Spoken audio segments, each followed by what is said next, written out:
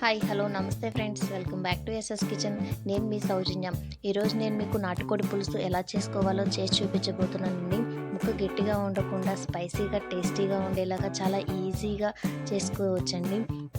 ఎప్పుడైనా మనకి జలుబు చేసి గొంతు బాగోనప్పుడు ఒకసారి ఈ రెసిపీ ట్రై చేసి చూడండి. చాలా రిలీఫ్గా ఉంటుంది, చేయటం కూడా చాలా ఈజీ, సింపుల్గా అయిపోతుంది. టేస్ట్ అయితే అద్భుతంగా ఉంటుంది, కాబట్టి ఒకసారి ఖచ్చితంగా ట్రై చేసి చూడండి.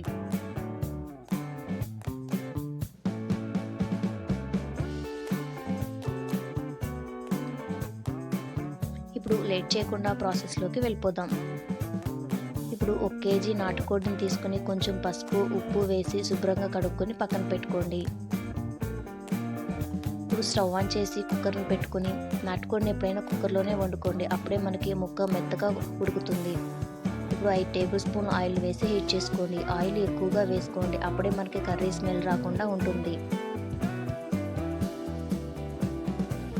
ఆయిల్ హీట్ అయ్యాక 2 బిర్యానీ ఆకులు,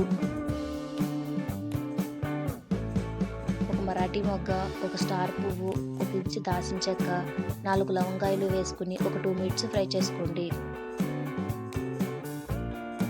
ఇప్పుడు సన్నగా కట్ చేసుకున్న 2 ఉల్లిపాయలు, 4 పచ్చిమిర్చి వేసి ఒక 2 మినిట్స్ ఫ్రై చేసుకోండి.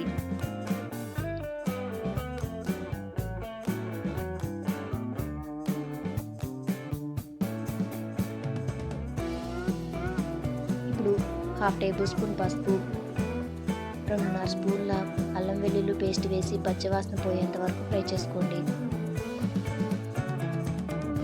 అల్లం వెల్లుల్లి పేస్ట్ కొంచెం ఎక్కువగా ఉండేలా చూసుకోండి, అప్పుడే మనకు కర్రీ టేస్ట్గా ఉంటుంది. ఇప్పుడు కడిగి పెట్టుకున్న చికెన్ వేసి కొంచెం ఉప్పు వేసి చికెన్లోని వాటర్ అంతా పోయేంత వరకు ఫ్రై చేసుకోండి. అంటే చికెన్ మనకి సగం ఉడికితే సరిపోతుంది.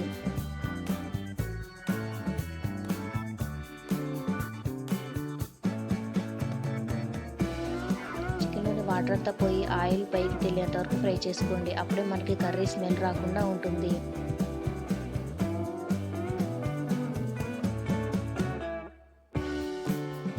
ఇలా ఆయిల్ పైకి తెలుతుండగా 3 టేబుల్ స్పూన్ల కారము,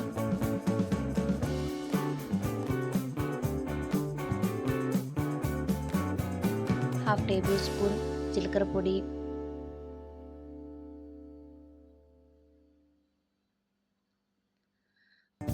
1 టేబుల్ స్పూన్ ఫ్రై చేసిన ధనియాల పొడి వేసుకుని కలుపుకొని ఒక 2 మినిట్స్ ఫ్రై చేసుకోండి. మంటను మీడియం ఫ్లేమ్లో పెట్టి ఫ్రై చేసుకోండి, అప్పుడే కర్రీ మాడిపోకుండా ఉంటుంది. ఇక్కడ మీ దగ్గర ములక్కాయ ఉంటే వేసుకోండి. నాటుకోడిలోకి ఎప్పుడైనా ములక్కాయ ఉంటే టేస్ట్ చాలా బాగుంటుంది. నా దగ్గర లేదు కాబట్టి వేసుకోలేదు, మీ దగ్గర ఉంటే ఖచ్చితంగా వేసుకోండి, టేస్ట్ చాలా బాగుంటుంది. ఇప్పుడు కొంచెం కరివేపాకు, 2 గ్లాసుల వాటర్ పోసి కలుపుకొని మూత పెట్టి 6-7 విజిల్స్ వచ్చేంత వరకు ఉడికించుకోండి. మంటను మీడియం ఫ్లేమ్లో పెట్టి ఉడికించుకోండి. నాటుకోడిలోకి వాటర్ ఎక్కువగా పడుతుందండి, అప్పుడే మనకి చికెన్ సాఫ్ట్గా కుక్ అవుతుంది.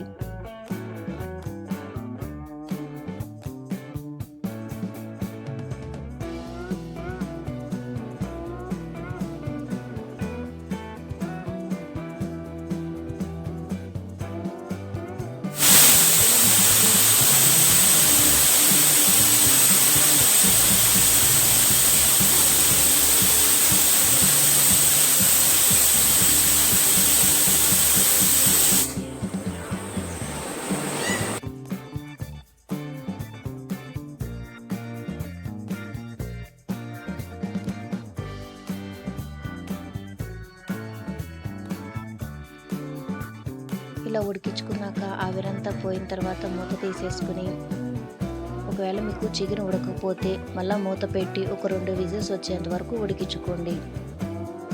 కొంచెం పులుసు ఉండేలా చూసుకోండి, మరీ ఎగిరిపోకుండా పులుసు ఉండేలా చూసుకోండి, అప్పుడే మనకు కర్రీ బాగుంటుంది. ఇప్పుడు ఉప్పు సరిపోయిందో లేదో ఒకసారి చూసుకోండి. చూసారా, కర్రీ ఇలా ఉండేలా చూసుకోండి. ఇప్పుడు 1 టేబుల్ స్పూన్ గరం మసాలా, కొంచెం కొత్తిమీర వేసి ఒక 2 మినిట్స్ ఉడికించుకుంటే ఎంతో టేస్టీగా స్పైసీగా ఉండే మన నాటుకోడి పులుసు రెడీ.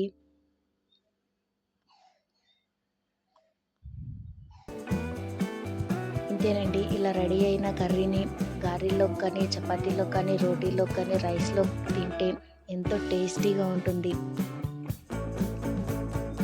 ఈ రెసిపీ కనుక మీకు నచ్చినట్టయితే మీరు ట్రై చేసి మీకు ఎలా వచ్చిందో కింద కామెంట్ బాక్స్లో కామెంట్ చేయండి.